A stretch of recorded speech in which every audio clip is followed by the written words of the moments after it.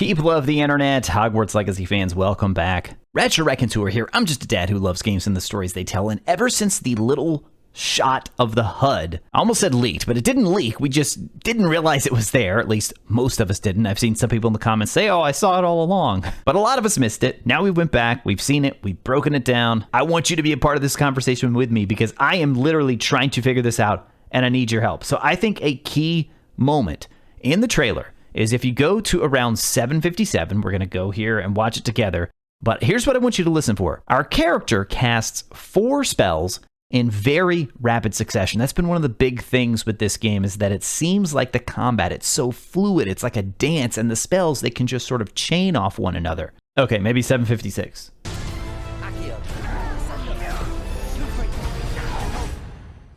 All right, so if you play it slowly, or if you just listen very carefully, I clearly hear Accio, I hear Descendo, I hear Confringo, and then just as it starts to cut away,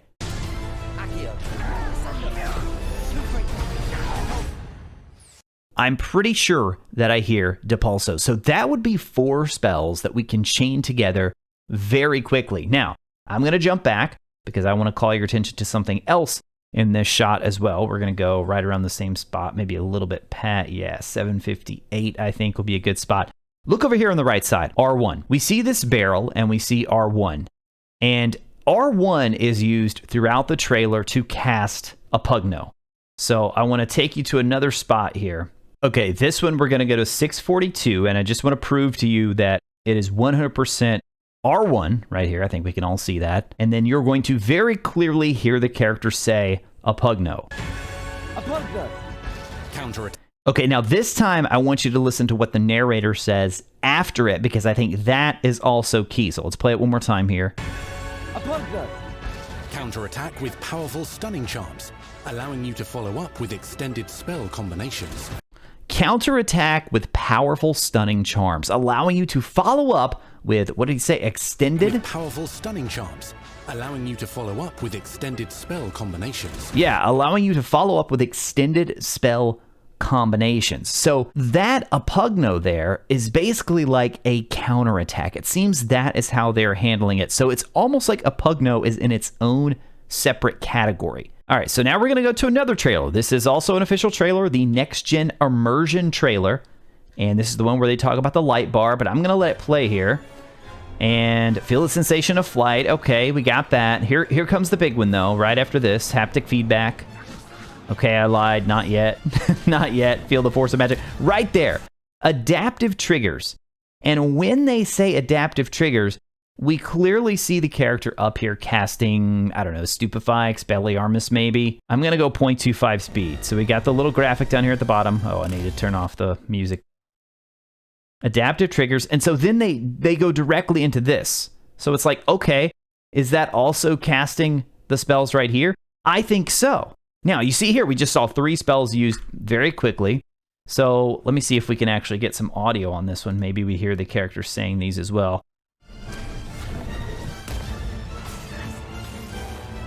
Okay, so I'm not hearing anything at all with the character on this one. So we don't hear them calling out the spells. I mean, that's Glacius, right? Pretty clearly, the Glacius has to be Glacius there. And then first we have this red, so maybe like a Stupefy. And that one just doesn't seem to really have a lot of effect against the troll there. I mean, it kind of like, does it stagger him a little bit or does it just make him angry? Because then he just immediately charges, but then we cast Glacius here. That helps to slow him down a bit. And then we're immediately going to go to this shot right here. Now, this one we hear in the main gameplay trailer, we hear the character say Accio. So anytime you see this little grabbing of the chain here, and it kind of extends out like a little, almost looks like a golden rope. And I've heard some people speculate that maybe this is Carpe Retractum, which I'm replaying through Harry Potter and the Prisoner of Azkaban, and that is a spell that they use in that game. And that one does indeed act in a more rope-like fashion than Accio. I mean, they're very similar. Accio is, known as the summoning charm. We see Harry use that in the book to summon his broomstick when he's doing the first task in Goblet of Fire. So typically you think of that as more summoning an object, whereas Carpe Retractum is supposed to be more like an actual rope. And that seems to be, it definitely looks more like Carpe Retractum, but there's no doubt we hear the character say Accio for that part. Accio.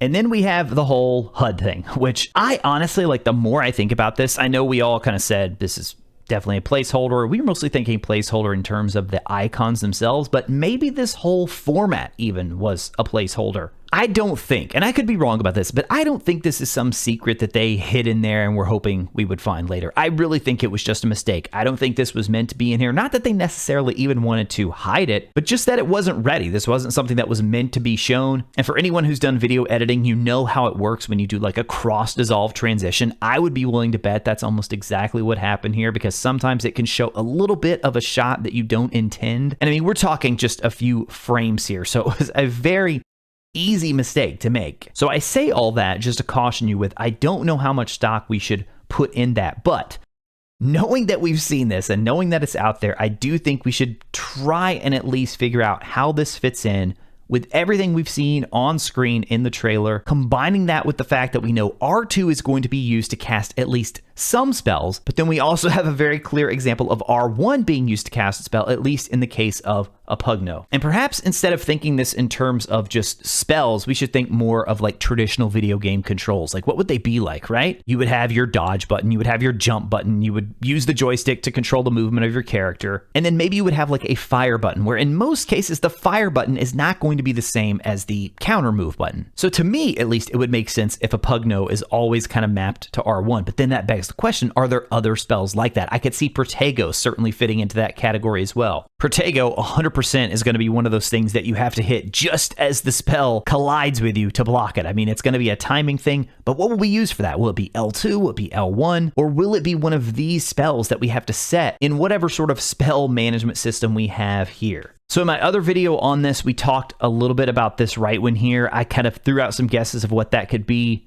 And then a lot of you in the comments said it's most likely a spell on cooldown, which I think makes sense. And again, I just don't know how much stock we should put in this little white bar. I mean, a lot of people are thinking that is like the slowly refill of the spell to say when you can use it again. But in terms of how you actually activate and or use these spells, I think that's the most interesting bit here. I'm inclined to believe that these are a spell selector of sorts. You select your spell by pressing up, down, left, or right on the D-pad, and then you use R2 to cast whichever one is the active spell. But here's the thing, it does not appear that any of these are active, so to speak. So then you have to wonder, is it more like the old Harry Potter games where you actually map these to one of the face buttons? So maybe the bottom one could be the X on the PlayStation, the one on the left could be square. And I could see that being the case too, except for the fact that we've already seen in the Next Gen Immersion trailer that R2 is going to be used to cast some spells. And so I think R2 is used for these types of spells right here. But how do we select them and enable them? That is the big question. And the thing is, it has to be very quick, very fluid. We go back to that shot that we started out with. Our character casts those spells so quickly. I mean, just in rapid succession, Accio, Descendo, Confringo, and then just as it cuts away again, Depulso. This is one of those things that can make or break the game. I mean, this is going to determine how the game actually feels to play. When we're in combat, when we're engaging in all these different activities where we're going to have to go through puzzles and then there's probably going to be enemies to face along the way, how this spell system works is going to go a long way at determining how much enjoyment we have while playing it. Now, one game I mentioned in my last video that I want to talk a little bit more about how it works is Ratchet & Clank, because I think this would actually be a really good example of a possible way for them to do this and to have those 4-button hotkeys, but then also to have a spell wheel type of management system as well, where we could quickly switch between a different spell if we didn't have it in our hotkeys. And when I say hotkeys, I'm talking about the 4 face buttons or 4 D-pad buttons. We really aren't sure, but I'm going by that HUD that we've seen. So here's a screenshot of the button layout for Ratchet & Clank, and I want you to pay particular attention here to triangle. So if you hold this down, it will bring up the full wheel. Now, if you've played Ratchet & Clank games before, you know you unlock a lot of weapons. So it will bring up all the weapons that you have, and you can select any of them very quickly. But in addition to that, they also have where you can select shortcuts here using the D-pads. You can use any of the D-pad buttons here as a shortcut instead. Then they have circle as a dash ability. We also know we're going to have a dash ability in Hogwarts Legacy. X for jump, square for melee, R2 for fire, R1 for hover boot, and then L2 for aiming. So I do think we could see something similar in Hogwarts Legacy. I'm trying to think of all the other buttons that we know we're going to need. Dash is obviously one of them. I don't think we've had jump confirmed yet. I don't know if we can jump in Hogwarts Legacy or not. I would expect that we can, and so jump seemingly is always mapped to X, and like Ratchet & Clank here, square is usually some sort of melee ability in most action games. games. I could honestly geek out about this all day, but I want to hear what you guys think. Let me know in the comments below. We still have plenty of questions remaining about Hogwarts Legacy. Here are 7 of my biggest questions that I still have about the game. Check that video out on the right side of your screen now. As always, thank you all so much for watching. I'll talk to you again soon.